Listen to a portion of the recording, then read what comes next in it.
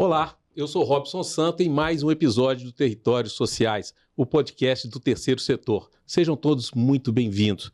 Hoje eu tenho a companhia de dois grandes amigos e sócios, Alexandre Ferreira, Cícero Camargos, que são profundos conhecedores da área da saúde. E o reforço do time não é por acaso. Hoje nós temos como convidado o Dr. Helder Iancos. Falei certo, doutor?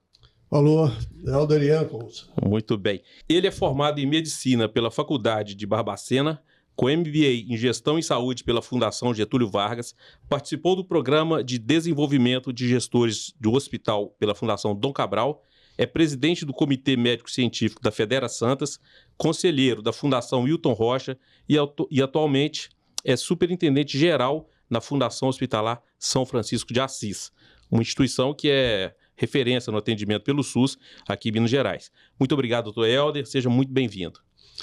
Muito obrigado, boa tarde a todos, boa tarde, Robson, Cícero, Alexandre. É um prazer estar aqui conversando sobre o terceiro setor, sobre hospitais filantrópicos, atendimento ao SUS, que é uma missão que nós temos aí na nossa alma e que, apesar de dar muito trabalho, o que nos traz de orgulho e de recompensa de ver tantas pessoas serem ajudadas, compensa. Então, agradeço muito essa oportunidade e tenho certeza que nós vamos ter uma conversa aqui bem agradável e produtiva. Com certeza. Antes eu quero pedir a você que nos assiste, que curta o nosso canal, que compartilhe com seus amigos, que faça os seus comentários. É muito importante a participação de todos. Doutor Helder, seu currículo e suas experiências falam por si. Mas eu queria que você falasse um pouco mais da sua trajetória na gestão da saúde, saber um pouco sobre a sua formação e o que te levou a se dedicar à saúde pública e, sobretudo, aos filantrópicos, que a gente sabe que é muito desafiador. A questão da gestão a gente vai percebendo ao longo da nossa vida, Então, sempre gostei de organizar, e de ser chefe de turma, participar de comissão de formatura, depois na residência, era o coordenador da residência, enfim. Então, você vai vendo que você gosta dessa questão da gestão.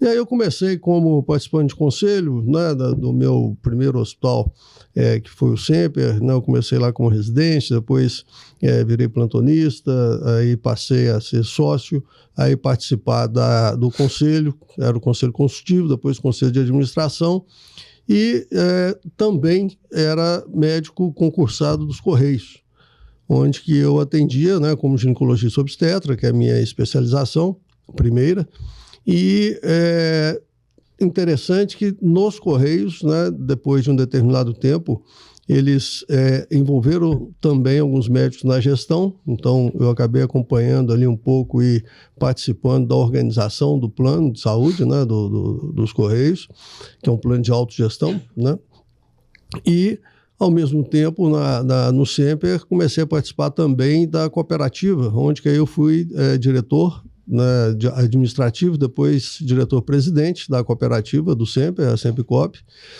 e com isso fui me aperfeiçoando na gestão, vi a necessidade, fiz um MBA na Getúlio Vargas e fui convidado a ser diretor do então Hospital Universitário São José, da Faculdade de Ciências Médicas, e aí começa a minha história no SUS, que na época era um hospital ainda que atendia 70% SUS, que era um hospital de ensino, mas ainda tinha alguns convênios, e eu saí do Semper e optei para ir para esse desafio.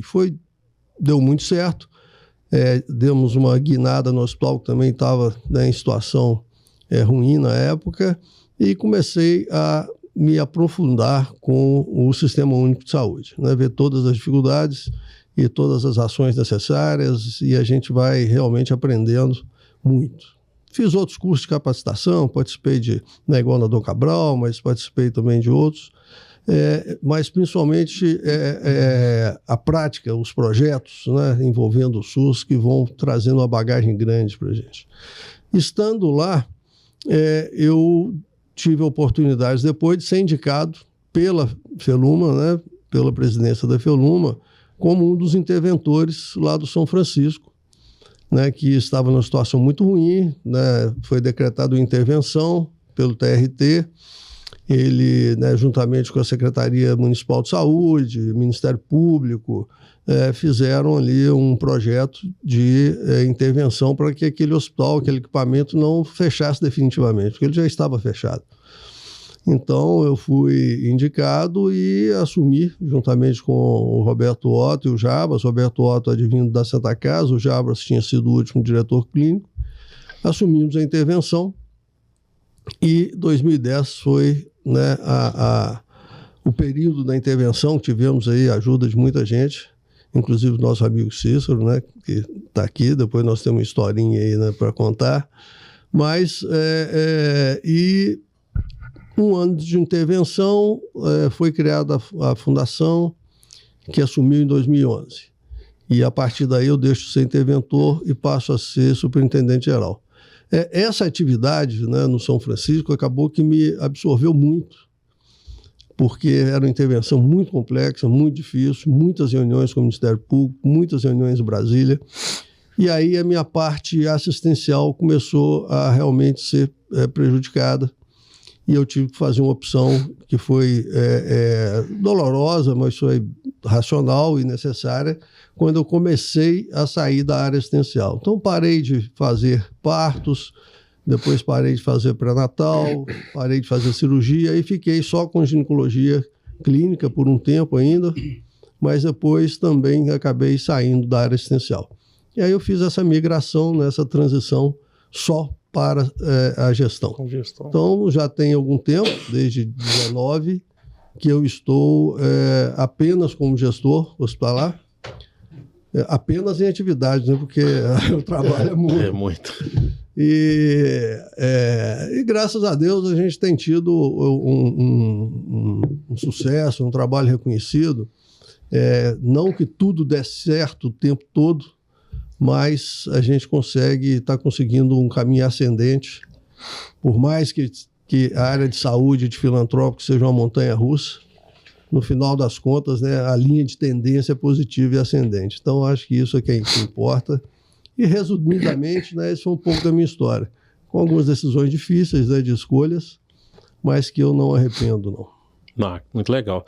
Essa historinha que você falou que ia contar, o Cícero já me contou um pouquinho, eu queria que o Cícero falasse um pouco dessa história do cheque, não é isso? Então, assim, isso mostra um pouquinho do quanto desafiador é fazer gestão na área da saúde. Como é que foi essa história, Cícero? Isso foi em 2010, nós íamos reinaugurar o hospital, né? E tivemos que fazer toda aquela junção de fornecedores com os funcionários para poder abrir o hospital. Ia ser dia 19 a abertura do hospital. E nós não tínhamos soro. Os nossos fornecedores não queriam nos fornecer soro. Porque um dos motivos que teve a intervenção foi uma dívida de 70 milhões, né? E ninguém queria fornecer. E eu fui atrás de um fornecedor, que era fornecedor do hospital, e tentei negociar, e ele não queria me fornecer o soro de forma alguma, e eu então ofereci para ele, peguei a chave do meu carro e coloquei na mesa, só eu já tenho carro, não preciso de carro. Aí eu falei, então vamos fazer o seguinte, eu vou te dar um cheque de 10 mil, que seria a quantidade que eu teria que comprar de soro, e você vai me fornecer. Nós vamos pagar na data correta, e se eu não pagar, você desconta o cheque. Cheque pessoal? Cheque pessoal meu. E no dia nos entregou, eu sei que nós pagávamos R$3, 6 meses depois a gente pagava R$1 pelo soro. Você vê o que é a questão de não ter crédito, né? E depois a coisa correu, depois de um tempo eu fui lá buscar o cheque e tá com você, né, Helder? Esse cheque está comigo até hoje, está guardado. E botar no quadro. É isso, a gente tem a ideia de fazer depois um memorial e aí com certeza esse cheque vai para o quadro, né? Porque realmente foi muito significativo, né? Então, e assim, também mostrando um envolvimento na missão, né? Assim, o Cícero não tinha nenhuma obrigação de ter essa atitude, colocar, né, um risco pessoal envolvido, não era a intenção de ninguém, mas em alguns momentos a gente tem que, né, se arriscar, né, e realmente acreditar na missão, no projeto, né? Então, isso aí é uma coisa que eu agradeço muito ao Cícero, não esqueço, eu sempre falo disso, porque é uma história que marcou e foi o início, né? Até hoje, né, eu tenho um prazer, é um sentimento que só quem sente sabe.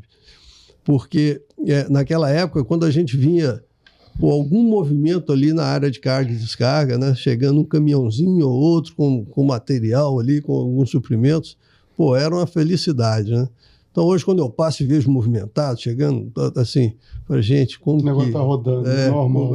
Aí, assim, dá aquela sensação que a coisa realmente está rodando. Vingou. Porque antes era pingado, né? Entrava um caminhãozinho, outro... E o soro, um insumo básico. Né? Básico, E, assim, soro, realmente, naquele momento, foi fundamental para a gente começar. Mas aí, depois, tivemos muitas dificuldades. O Cícero, como...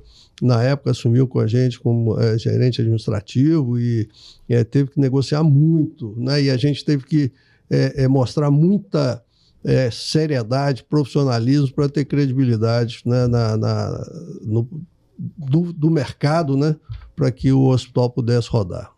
Doutor Helder, há uma confusão e as pessoas sempre me perguntam que as pessoas confundem o hospital filantrópico com o hospital público.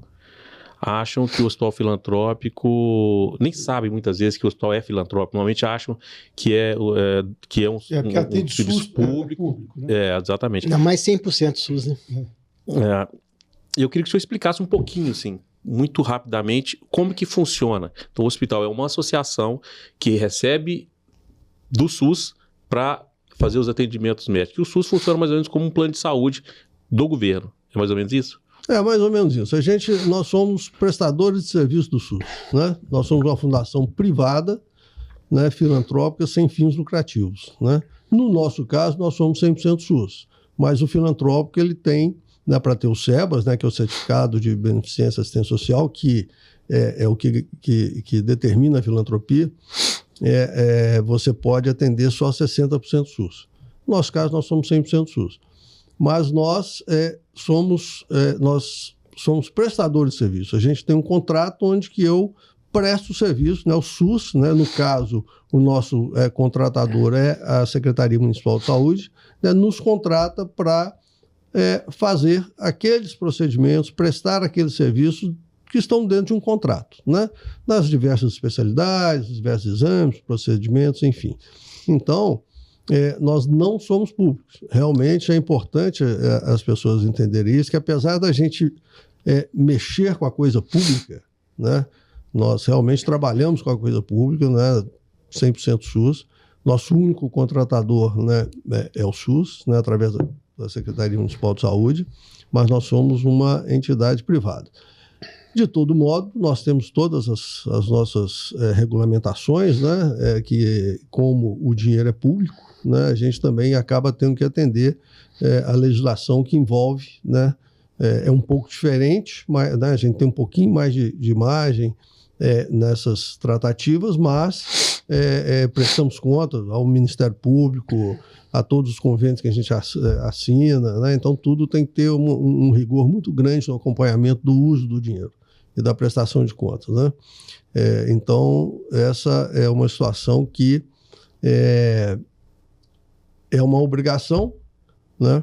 E mesmo de um hospital que não é público. Agora, o grande problema é que a gente tem algumas obrigações por ser dinheiro público, mas a gente não tem o mesmo orçamento do público. Então, esse é o problema, que a gente tem as cobranças, mas não tem as benesses. Se você for comparar hoje um orçamento do Hospital igual São Francisco, né?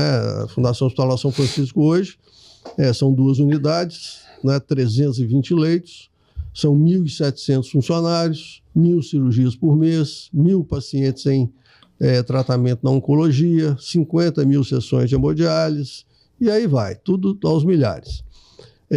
E aí você pega um orçamento do hospital desse e compara com o orçamento de um hospital público que tem mais ou menos o mesmo tamanho, com uma performance que nem sempre é igual, você vê que a diferença da tratativa ela ainda é importante, né? A gente tem diferenças aí de até 4, 5 vezes de valor de orçamento. Então, assim, por isso que o nosso desafio é muito grande, né? Porque a gente tem que correr atrás o tempo todo, né? Temos algumas características gravíssimas do sistema, como, por exemplo, não ter até hoje nos contratos uma cláusula de reajuste. Tem algum setor que vocês conhecem? Né? Tem algum setor que vocês conhecem que tem contratos sem cláusula de reajuste? Então, assim, essas bizarrices, né, é que aumentam o nosso desafio. Mas, assim, acho que a gente entra, né, é picado aí pela questão do SUS. Quem trabalha com o SUS é apaixonado com o SUS, porque o SUS assim, é fantástico. Assim, quem conhece o SUS... Só critica o SUS quem não conhece o SUS. Exatamente, Alexandre. Só critica o SUS quem não conhece o SUS. E é muita gente que critica, né? Agora, a grande questão, desde a origem lá do 80-80, é o subfinanciamento, que vem até hoje. Então, esse é o grande problema. Porque se você for pegar os conceitos, as premissas... Né? Os programas que foram desenvolvidos. Muito bem organizados. É fantástico. Se tivesse dinheiro, isso já estava funcionando. Não funciona porque não tem dinheiro suficiente. E não tem dinheiro suficiente porque não quer. Assim, porque, apesar de ser o maior orçamento da União, né, o Ministério da Saúde tem o maior orçamento de todos os ministérios, mas se você for comparar o valor per capita, né, com outros países do mesmo nível, até menores no Brasil, que a gente, até menores que a gente, né? Eu estava vendo há pouco aí que há um tempo atrás, a data eu esqueci, mas a gente só estava perdendo para o México, assim, em termos desse investimento, né, per capita. Então, assim, é uma situação que fala-se muito. Agora, então, em campanha, saúde é o campeão né? Porque o povo sente, quando vai pesquisar, o que te incomoda? Saúde, transporte, segurança. É sempre. Exatamente. O discurso é o mesmo. O discurso é o mesmo, mas depois a prática, que é a distribuição do dinheiro, como o volume é grande, e realmente é grande, né? Mas, pô, gente, olha só. Você vai comprar um parafuso, que você compra... Aí você fala, mas você não pode comparar. Dependendo... Vou mudar, então, que parafuso você põe no paciente. Eu vou falar uma lâmpadazinha de carro, que é para um vídeo, né, para um aparelho de vídeo, laparoscopia, videoendoscopia, qualquer aparelho de vídeo. Uma lâmpadazinha de R$5, você compra por 500, 5 mil. Não, tem tecnologia envolvida? Claro que tem, mas é um absurdo essa diferença. Tanto que a nossa inflação, que está aí em torno de 4,5, 4,8, uma coisa assim, a inflação na saúde é de 20. 20 sempre foi maior, né? Sempre foi maior. E sem reajuste, né? E sem reajuste. Cada hora que você tem que fazer uma renovação de contrato ou do plano operativo, é uma labuta, é um sofrimento, assim, porque a intenção sempre é que você faça mais com o mesmo dinheiro. Você vê que na saúde privada, os reajustes anuais estão em 10%, o último ano foi 10%, esse ano foi 10%, ano passado, se não me engano, foi 8%.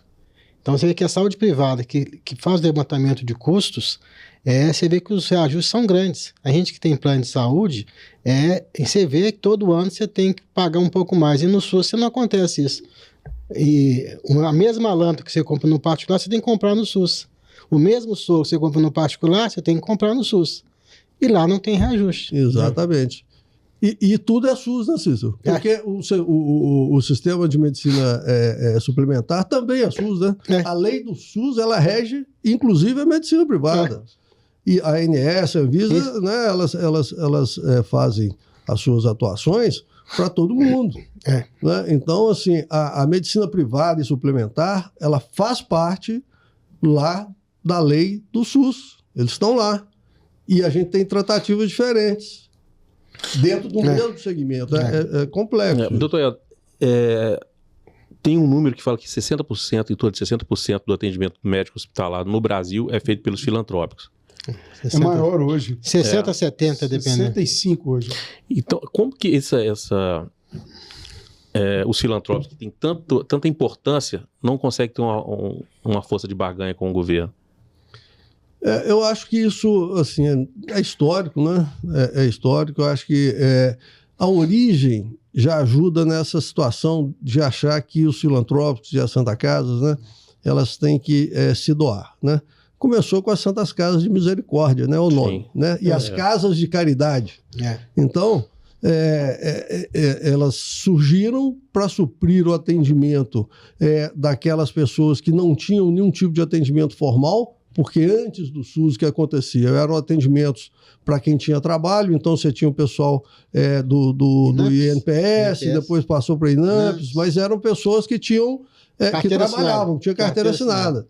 Para quem não tinha isso, não tinha quem atendesse. Tinha uma classificação que era indigente. Indigente. E aí quem que atendia? A nossa das casas, através de doações e tal.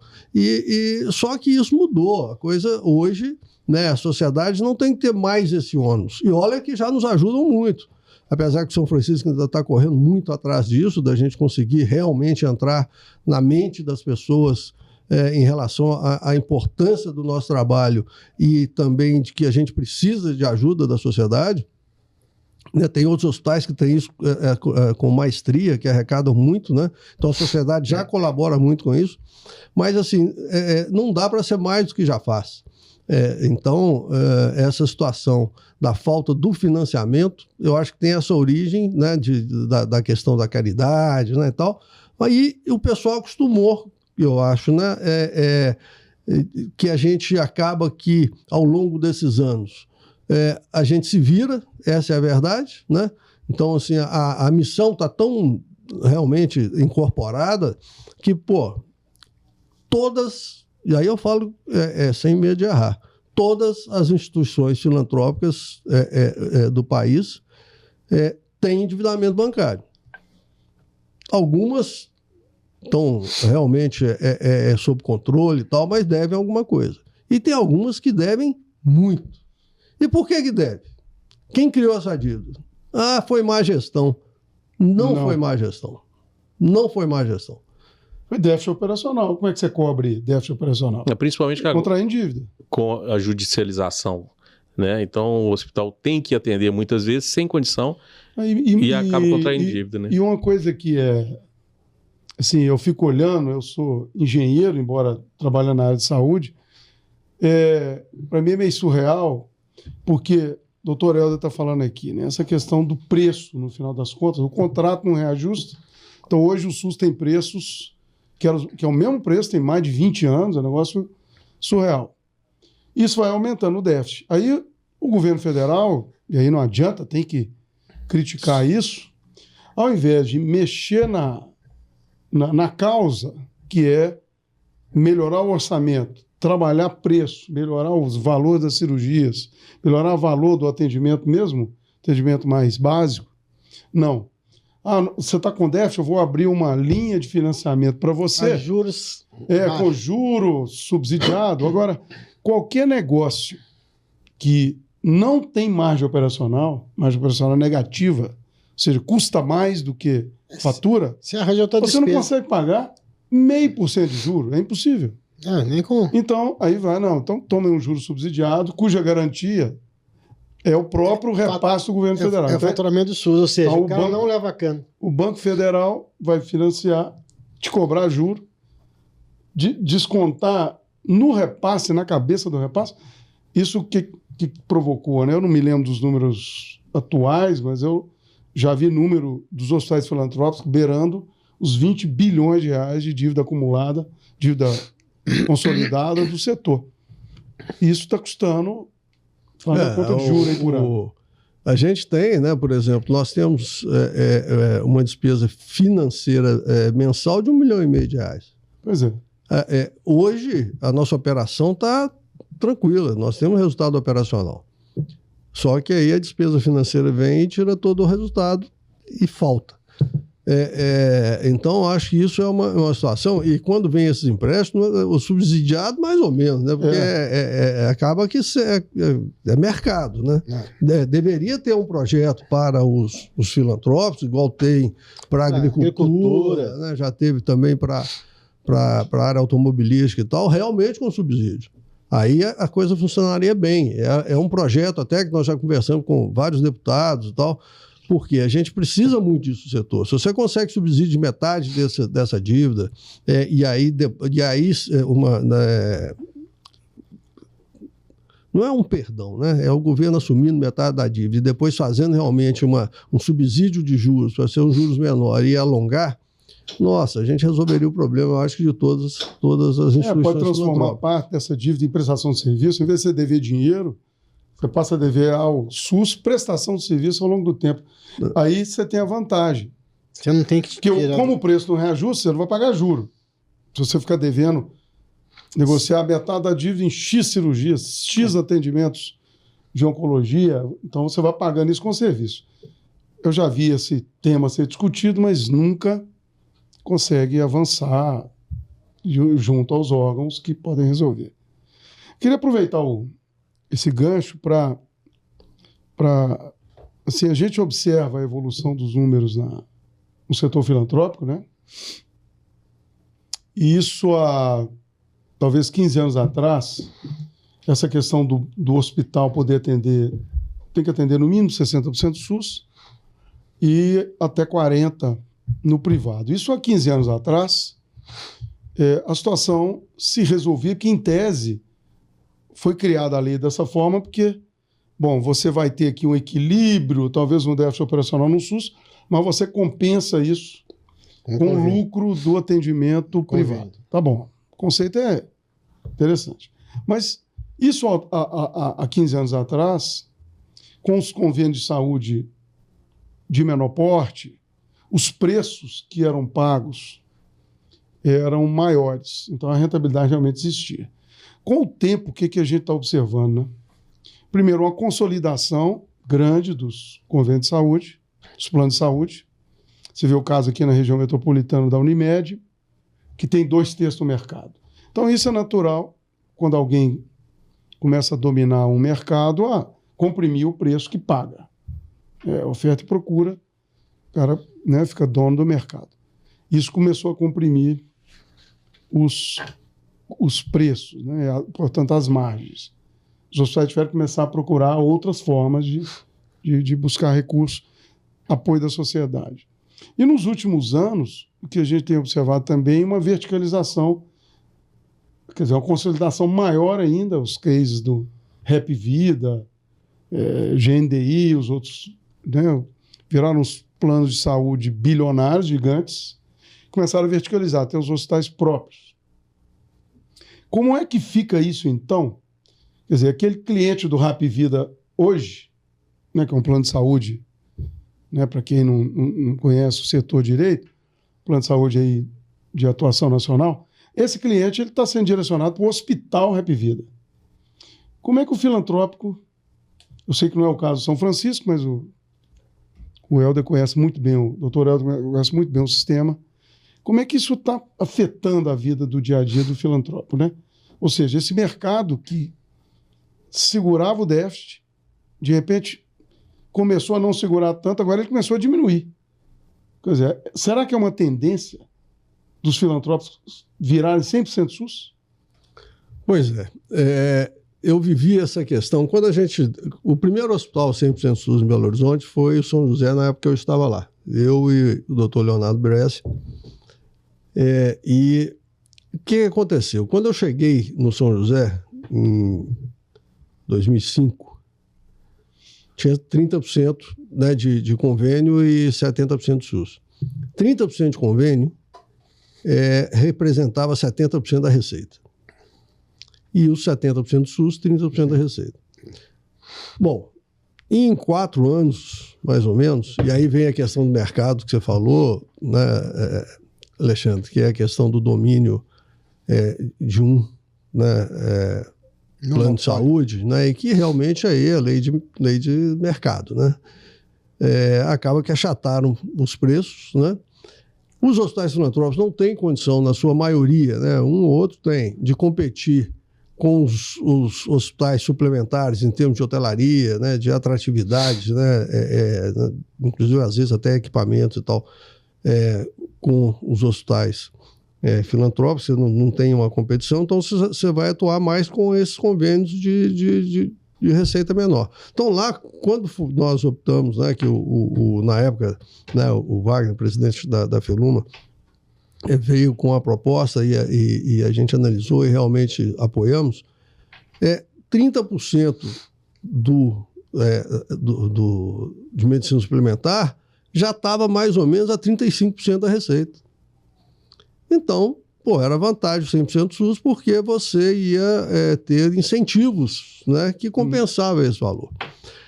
Hoje, o que está acontecendo é que essa tendência está se mantendo. Então, nós temos outros hospitais aí entrando, né, e outros querendo o 100% SUS por causa dessa situação, porque eles não conseguem concorrer com os hospitais exclusivos de medicina suplementar, devido à hotelaria, né, que eles conseguem investir mais, essa questão do hospital ser voltado só para suplementar, querendo ou não, o cliente, às vezes, não gosta de um hospital que atende SUS por causa do volume, do movimento, né, daquela questão, né, que causa, às vezes, um certo desconforto. E aí eles não estão conseguindo realmente manter uma clientela que dê volume, né, porque quando você ganha menos, você começa a ser dependente de volume, né? E o que acontece é que a gente viu aí muitos hospitais quebrando, né? Muitos hospitais fechando porque a conta não fecha, porque a medicina suplementar nos menores planos paga quase igual ao SUS. E aí, quer dizer, você tem duas zonas de prejuízo, uma já não cobre a outra. Então, esse é o grande problema que a gente vê. E apesar de realmente lá ser só SUS, lá 100% SUS no São Francisco, a gente acompanha muito todo o mercado, né? A gente tem muito relacionamento, né? E participa, né, de grupos e tal que também discutem a medicina suplementar. O que a gente tem visto por aí é realmente a iminência de uma grande crise no setor inteiro, no todo o sistema de saúde. E aí, os hospitais, eu acho que é quem primeiro paga a conta, porque começa a espremer. O SUS não aumenta. O SUS, gente, não é que não aumentou esse tempo todo. Eles têm aumentos, né, dentro de projetos e programas de incentivo, né, de valorização de cirurgias pontuais e tal. Então, tem um certo aumento de acordo com a vontade e necessidade dos gestores, né, mas que não dão previsibilidade. Você não consegue ter... e nem um aumento pautado nos custos. Ele simplesmente pauta no que ele consegue pagar, o que acha que quer pagar. Não sei se consegue ou que quer pagar, né? Mas então o que a gente vê é isso, sabe, Alexandre? Eu acho que é uma tendência muito perigosa que está vindo aí. E mesmo os planos mais baratos, vamos dizer assim, também estão perdendo clientes. Então, isso está pressionando o SUS. É engraçado, mas se você ficar no pátio lá do São Francisco lá há um tempo, no estacionamento, você vai ver muita gente chegando que você fala, essa pessoa não é originariamente do SUS. Ela né, você vê que é uma pessoa que está migrando, né, da medicina suplementar para o SUS. Então, há de ter aí uma conversa séria nesse sentido das pessoas enxergarem que nós temos uma boa medicina, temos um potencial enorme, mas não tem milagre. Se não tiver o financiamento adequado, a crise chega. Saúde custa mesmo, né? Saúde custa, não tem jeito, né? Saúde não tem preço, mas tem custo, né? Mas tem custo, isso mesmo. É isso aí. E essa questão dos planos de saúde, eles estão ficando, os menores, essa migração para o SUS, isso vai dar um colapso no SUS, porque não vai ter capacidade de atendimento, porque vocês têm uma capacidade instalada, e isso vai dar um problema. Eu fiquei sabendo que os próprios planos de saúde estão pressionando o governo para ter alguma ação sobre isso, porque senão vai todo mundo migrar para o SUS e não vai ter condição de absorver isso tudo. Com certeza. Eu acho que a gente tem visto isso e a gente vê um movimento, né? A gente vê aí criação de hospitais, né? Os hospitais regionais aí são construídos, aí constrói um hospital aqui, que também são políticas, a meu ver, desorganizadas. Porque a gente vê muito hospital sendo construído que não precisaria. O melhor teria sido investir no que já tem. Tem capacidade ociosa no então ficam uns com capacidade ociosa, precisando crescer para poder ter mais volume financeiro, precisando de reajuste, e aí você gasta um absurdo para fazer um outro equipamento que você vai dividir o bolo.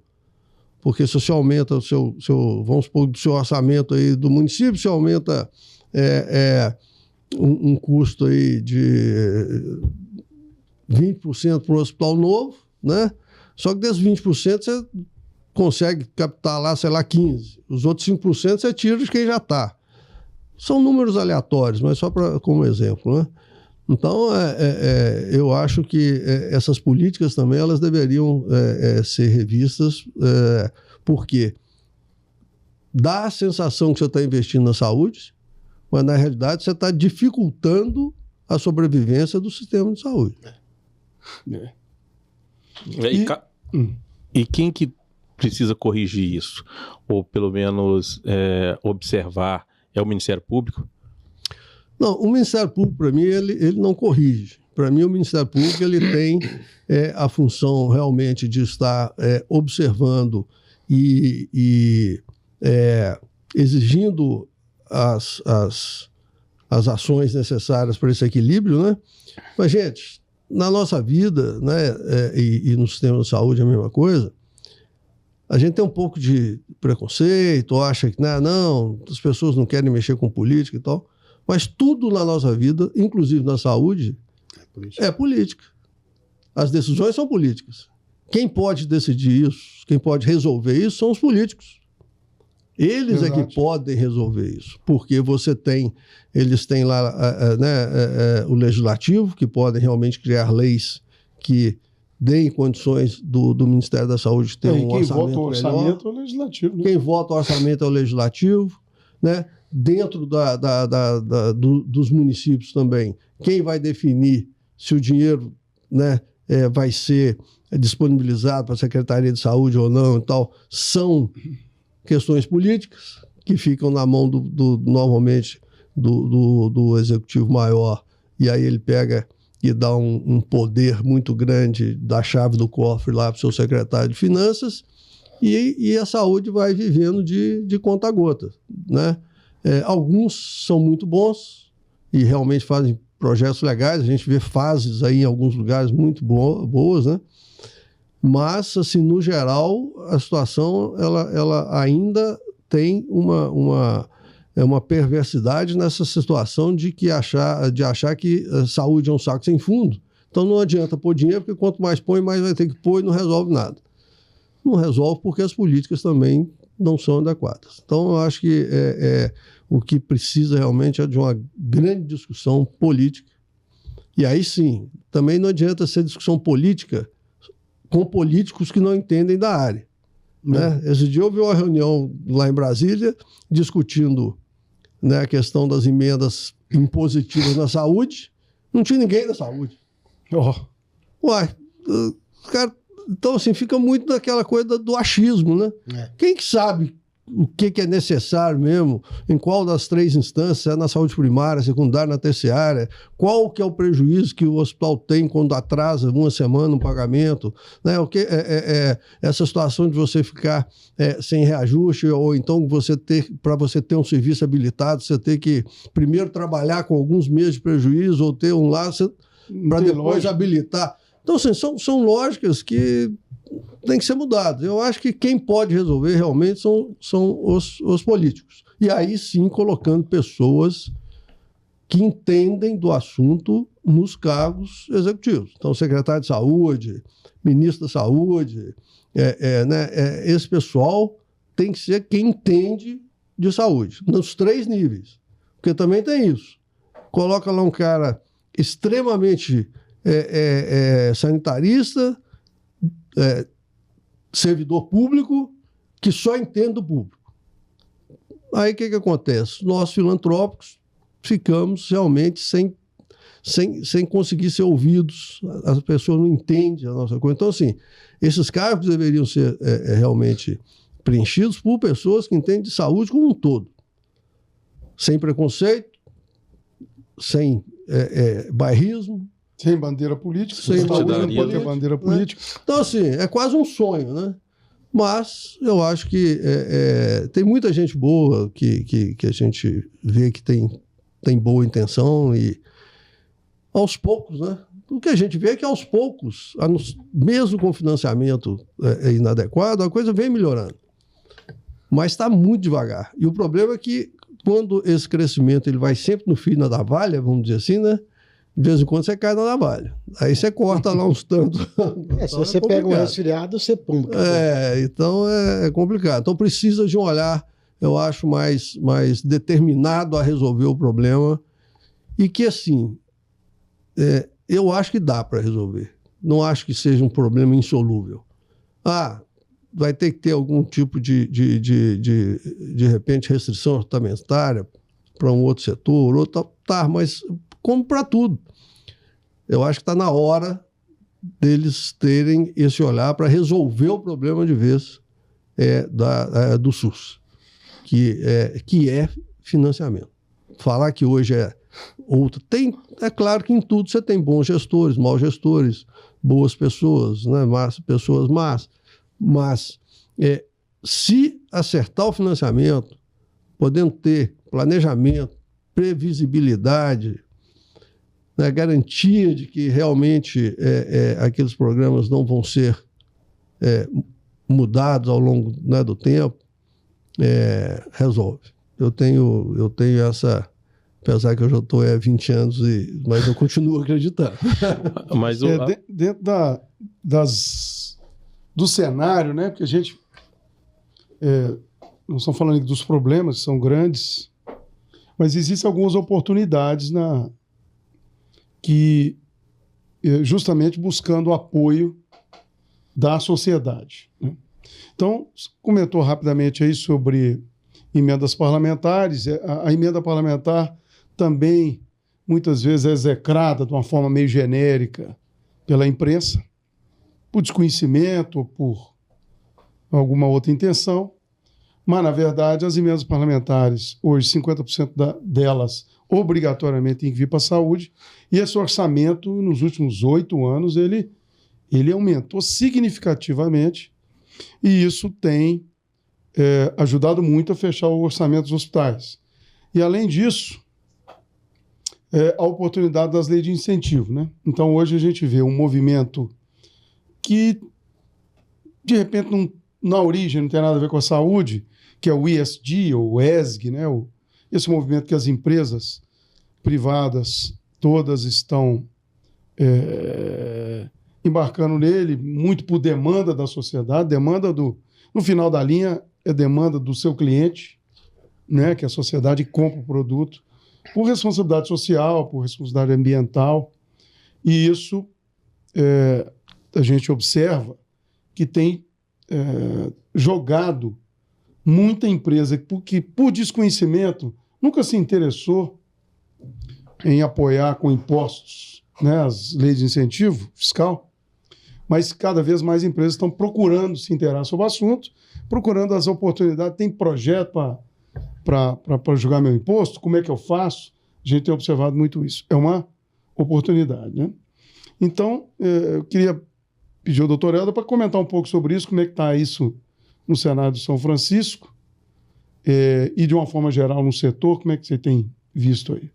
Hoje, as emendas parlamentares são fonte de vida para os hospitais. Não fossem as emendas parlamentares, todos estariam fechados. E isso eu falo de carteirinha, com muita certeza, porque elas estão aumentando, né, como, né, o Alexandre falou, e o que era para ser simplesmente um acréscimo para a gente poder pensar sempre em melhoria de parque tecnológico, melhoria do acolhimento, na expansão, hoje ele é para realmente complementar o orçamento do seu custeio, e você sobreviver. Esse aumento tem feito realmente um bem ao nosso orçamento, mas ao mesmo tempo é a questão da previsibilidade, né? Você não sabe quanto que você vai você não sabe se o ano que vem vai ter, né? Eu não sei se o ano que vem vai ter, eu vou conseguir captar o mesmo desse ano. Se vai ser menos, se vai ser mais. Se a lei muda. Se a lei vai mudar. E cria uma dependência também, né? Não, hoje nós somos totalmente dependentes. Então, assim, e aí o que a gente vê é o seguinte, é o que eu estava falando, dos bons e dos maus. Existem muitos bons políticos. A maioria. Que eu acho que são a maioria, com certeza, né? Com esse negócio da gente captar emenda, você começa a conviver e a conhecê-los. Então você vê que os caras, na grande maioria, são pessoas que têm boa intenção, mas aí vem interesses partidários, disputas políticas e tal, que aí às vezes esse emaranhado acaba travando também as pessoas.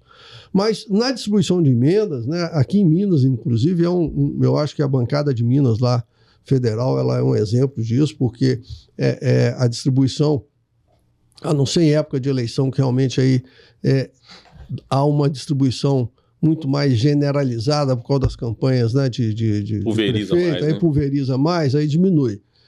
Quando não tem esse interesse, né, ou necessidade, né, dos partidos nessa questão das eleições municipais, lá é um grande exemplo, né, da distribuição das emendas suprapartidárias. As discussões lá na bancada, né, normalmente ela não tem essa questão de ter ali disputa partidária ou de dar para um hospital porque é de amigo de X ou não dá para o outro, não tem. Então isso é um grande exemplo, eu acho, a bancada mineira dá lá em Brasília na distribuição da emenda de bancada.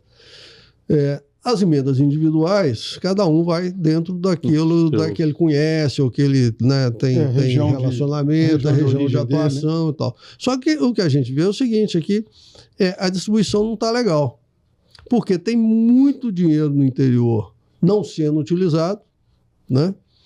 Porque não tem capacidade de realização, porque não tem capacidade de realmente desenvolver o projeto, tem medo da prestação de contas, enfim. Então tem dinheiro parado e faltando dinheiro para os grandes hospitais. Então não tem um critério para ter essas. Que deveria ter um critério, o número de leitos, deveria ter um critério mais técnico para isso, né? Tendo uma margem para ele atender realmente aqueles que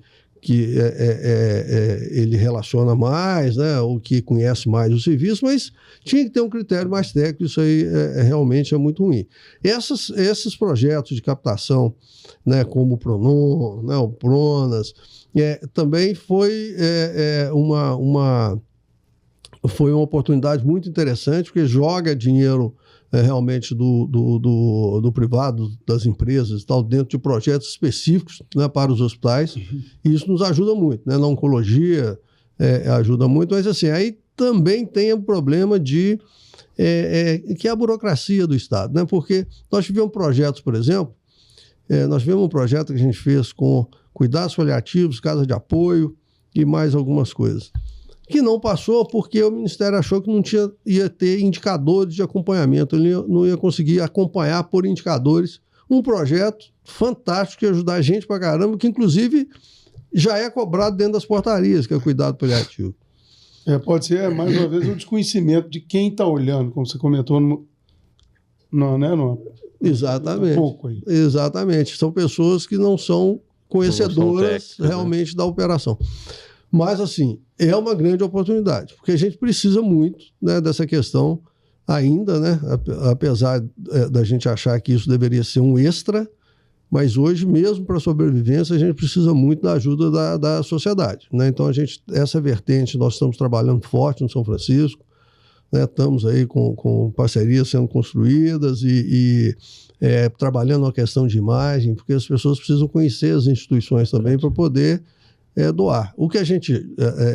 o brasileiro, ele não tem na sua origem, assim, a gente não vê uma cultura de doação, mas a gente vê muita gente querendo fazer alguma coisa e não sabendo como, ou às vezes não tendo confiança, né? que aquele dinheiro vai ser bem utilizado, né?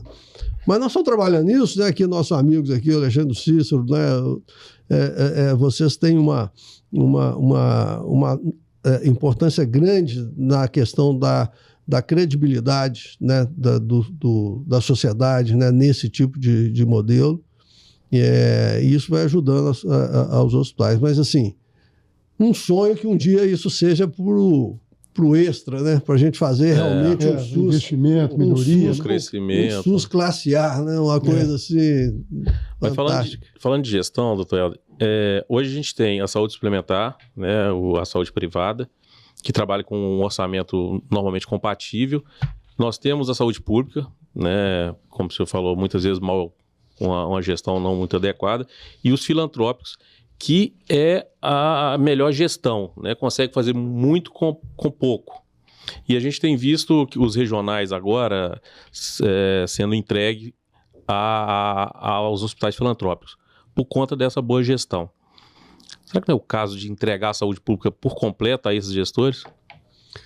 Eu acho que por completo não, mas para mim eu tenho que o setor público, e aí eu não acho que eles sejam... aí é muito importante a gente falar isso assim, não é uma má gestão pelos gestores hospitalares. Uhum. É uma gestão mais difícil e mais cara por todos os entraves que tem o serviço público. As amarrações, né? Que tem. A gente tem muitos bons gestores na área pública, mas que ficam amarrados dentro dessa engrenagem pública que às vezes não deixa a pessoa trabalhar direito. Você tem um concurso lá, você tem estabilidade, então o cara começa a não trabalhar e você não tem o que fazer com ele. Aí o que você vai fazer? Ah, não, aquele setor ali, eu tenho 5 que não estão trabalhando, então eu vou contratar 5 para cobrir que esses caras não estão trabalhando, mas eu não posso demitir esses 5. Aí vira 10. Aí vira 10. Então, assim, essa é a questão. Então, eu acho que são bons gestores, mas que são travados, né, por essa questão da burocracia pública. No caso dos filantrópicos, né, essa questão que a gestão fica um pouquinho mais facilitada, apesar que isso é uma coisa que a gente tem que ter também muito cuidado e tá batalhando contra, que às vezes é o excesso da vontade de controle até do Ministério Público, né, querendo transformar, né, o filantrópico em público nas suas obrigações. E isso acaba que vai amarrado do mesmo jeito. Vai ser engessado demais. Vai ser engessado aí também. 4 vezes, 5 vezes maior que o hospital filantrópico se colocou daqui a pouco. Exatamente. Então, a gente tem essa situação. Eu vejo essa tendência como uma tendência super positiva. Eu acho que, como você não consegue lidar com a burocracia do público, os exemplos estão aí, né, que a gente pode ver. Assim, se você coloca essas gestões na mão de fundações, de OS sérias, né? E aí quando fala OS, a pessoa fala mais OS e tal. Uma fundação pode ser uma OS. Sim. Né? É porque às vezes os editais, né, falam de organizações sociais, né, que é OS e tal, e aí você vai se habilitar como uma OS para fazer a gestão de tal equipamento. Mas a gente tem visto que isso dá muito certo.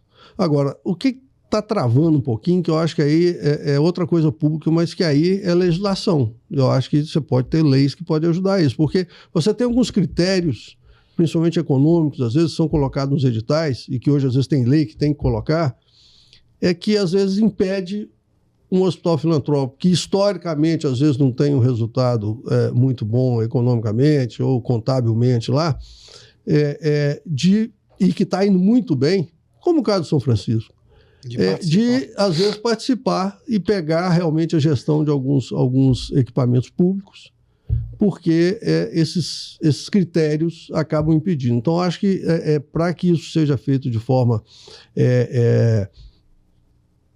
com uma possibilidade maior de boas instituições participarem disso, teria que ter essa mudança.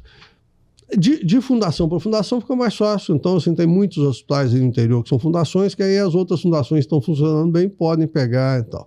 Agora, quanto à questão de acabar com o público, eu acho que não. Eu só teria um redimensionamento. eu teria, na minha concepção, eu acho que os hospitais públicos deveriam ser as grandes referências. Então, assim, eu teria poucos hospitais públicos, mas da melhor qualidade. Tipo assim, olha, setor filantrópico, setor que está fazendo a gestão. O seu exemplo é esse aqui. Ó. É a melhor gestão, mais eficiente, né? Com mais qualidade, com mais segurança, está aqui. Ó. Mas aí você teria que ter 1, 2 hospitais desses públicos, mas para ser a referência, inclusive para o próprio Ministério Público poder comparar e tal. Então, assim, está longe do que acontece hoje. Mas então, por isso que eu falo que assim, eu não acabaria com, né, o sistema público, mas eu diminuiria e faria com que eles fossem realmente os grandes exemplos, né, para que o setor seguisse.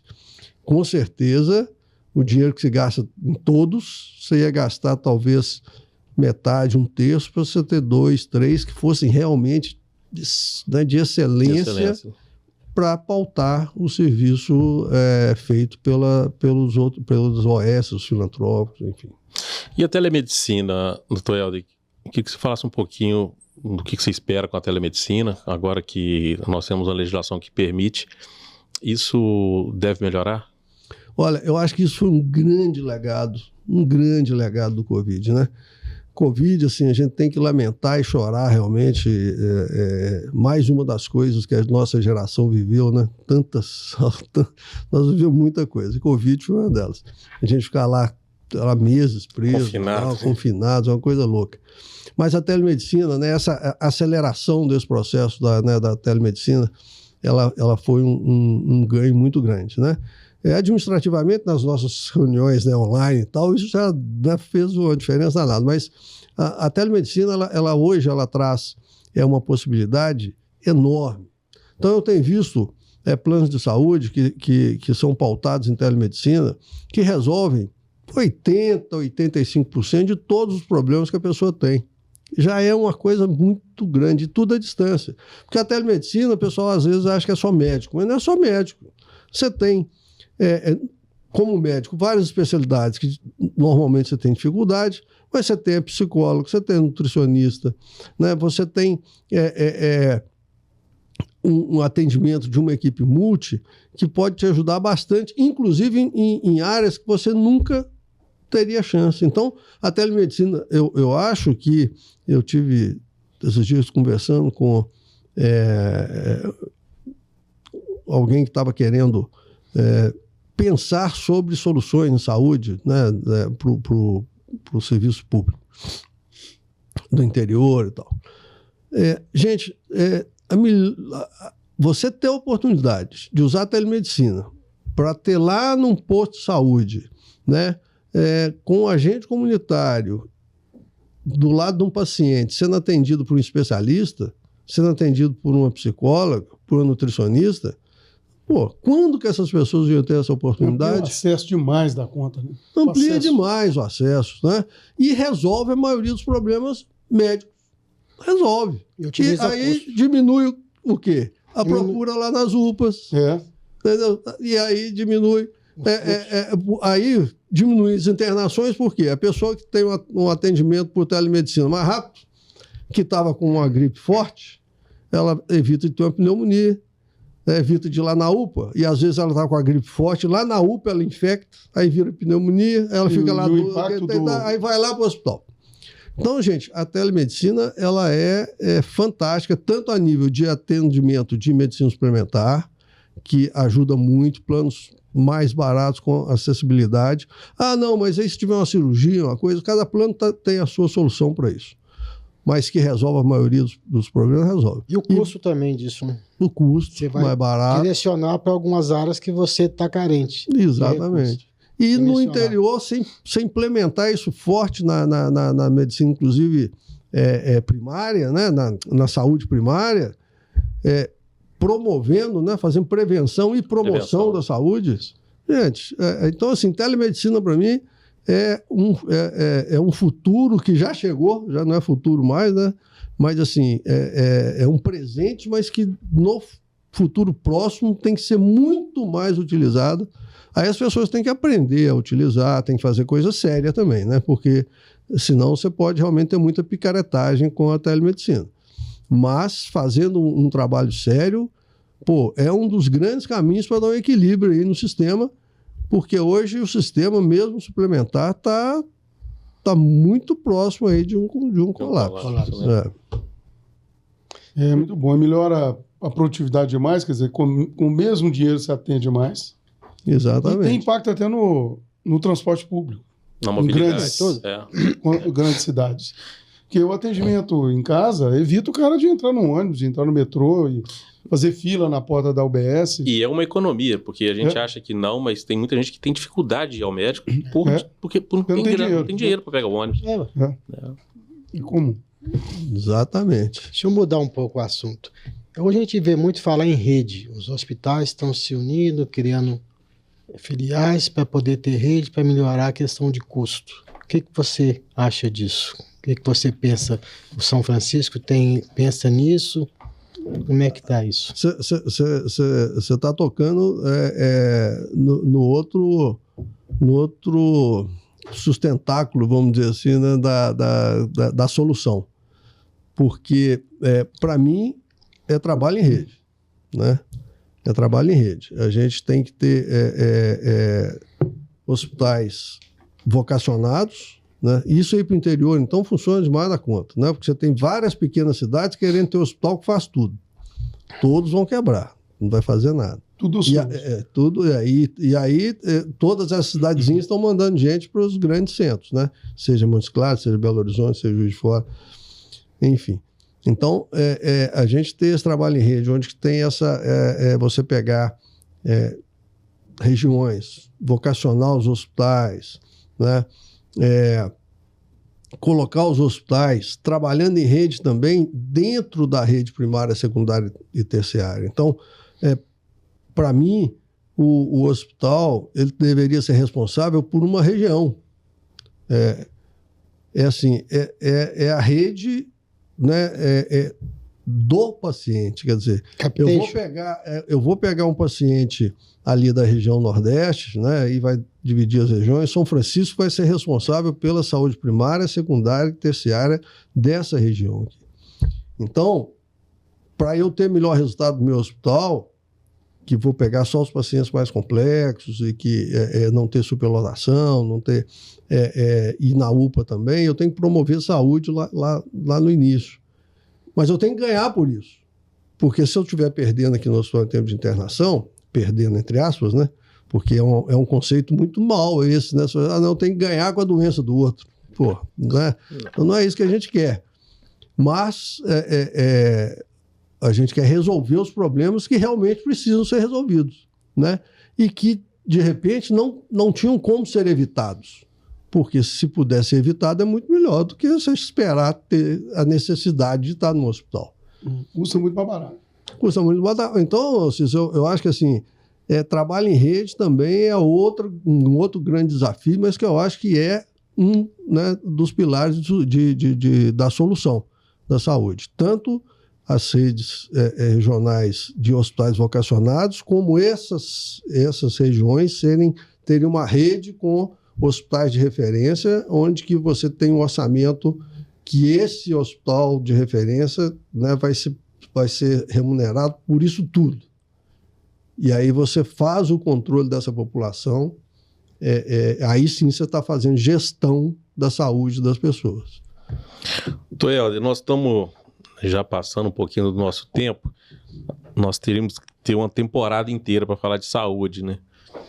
Mas o senhor falou que hoje o São Francisco ele começa a fazer um trabalho de comunicação com a sociedade, de pedir apoio. Então eu queria deixar o microfone aberto para o senhor falar dos contatos do São Francisco, como que faz para ajudar, para se voluntariar, qual é o site, página. Fique à vontade.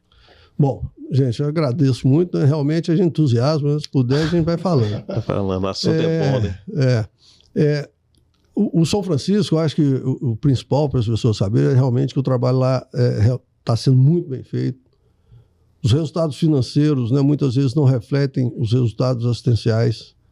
Em termos da nossa resolutividade, da nossa segurança, né, da qualidade do atendimento, do quantitativo de atendimento é algo excepcional. Fruto de trabalho de equipe, que é outra coisa que eu acredito muito. Eu só acredito em trabalho de equipe. Então lá, quando o Cícero passou lá, a Adriana, que está lá desde aquela época, o Leonardo chegou depois, as nossas gerentes, né? A gente tinha um grupo gestor, mas ficou muito grande, que era com as coordenações também, então a gente hoje usa o grupo gestor para alguns tipos de atividades e temos um comitê gestor estratégico com gerentes e superintendentes que a gente discute toda semana a operação do hospital. Então, sim, é trabalho em equipe. Então, as pessoas podem enxergar o São Francisco como um resultado de equipe, de pessoas que têm a mesma missão. A gente tem, né, o site, né, sãofrancisco.org.br, lá tem a conta de doação, que você pode fazer o Pix, né, para a gente. Eventualmente, a gente solta programas de doações específicas, né, para algum equipamento, né. Estamos fazendo agora com uma agência uma revisão e um projeto para divulgação, aí, então isso vai sair mais de uma forma mais maciça na imprensa, nas redes sociais, tal, para as pessoas saberem como poder ajudar. Também através, né, de empresas como a Capta, a gente está criando outros projetos também para captar não só com sociedade, mas com projetos, governo e tal. Então, isso está sendo muito forte. Hoje, né, as pessoas que quiserem ajudar o São Francisco, até que saia essa grande campanha, ir no site e lá tem a nossa conta de doação e tem os contatos se precisarem de alguma orientação, alguma coisa, né? Eu acho que com isso as pessoas já podem ter a oportunidade de nos ajudar. E em breve, né, esse ano, nós vamos sair com uma grande campanha onde as pessoas com certeza vão ter aí algumas possibilidades de fazer contribuições lá para a fundação. Bom, então fica aí o recado, sãofrancisco.org.br. É importante ajudar, esse hospital faz um trabalho fantástico, 100% de SUS, então atende uma população, o Toeldo falou, são 1.000 atendimentos? Não, 1.000 cirurgias mês. 1.000 cirurgias por mês. Nós temos 1.500 internações mês, 1.000 pacientes na oncologia, 50.000 sessões de E é referência também em ortopedia, é isso? Nós somos o maior serviço de ortopedia do estado. Fomos de 17 a 19, maior do Brasil. Em produção SUS, dados do Tabuin. Então, aí transforma os números todos em pessoas. Aí vê quantas pessoas, né, 3, 4 de cada um desses pacientes, dependentes economicamente ou emocionalmente.